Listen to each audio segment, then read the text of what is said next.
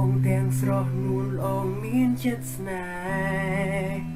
ឈឺអួយម្លេះទេពេលលឺមានមេប្រាប់ថាបែងแบกដួងស្ទើកៀងភ័ណ្ឌភាំងស្មារតីពេលដែលលឺពាក្យសំដីចេញពីមាត់ស្រស់ច្រណៃថ្លៃសំបែងបងខំអ្វីទើបស្រស់ពីស័យបញ្ចប់ស្នេហ៍មិនធ្លាប់ក្បត់ទេស្រឡាញ់មានមេលើអ្វីអាចប្រាប់បានទេដេញអូនដាច់ចិត្តម្លេះថ្លៃឬមកពីបាច់ច្រណៃព្រោះតែរូបបងក្រក្រៃទើបថ្លៃបែងរូបបងនេះក្រយ៉ាងត្រដោមិនអាចថែបើមានតែបេះដូង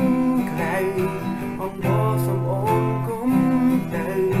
បន្តស្នេហ៍ណាពើស្រឡាញ់គ្នារហូត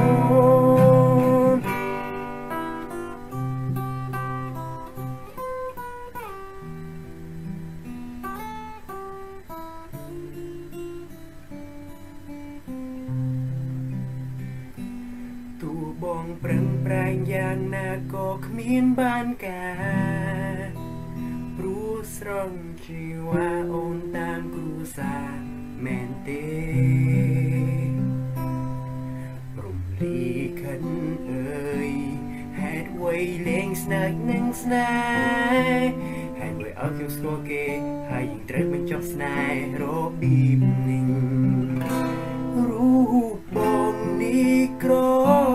យ៉ាងត្រដោមិនអាចថែបើមានតែបេះដូងល្ងងខ្លៅ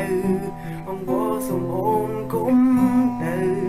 បន្តស្នេហ៍ណាបើស្រឡាញ់គ្នារហូតរូបបងនេះក្រ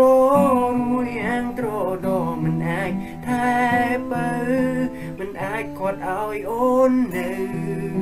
សម្រេចចិត្តឲ្យអូនទៅសំពៅមានក្តីសុខ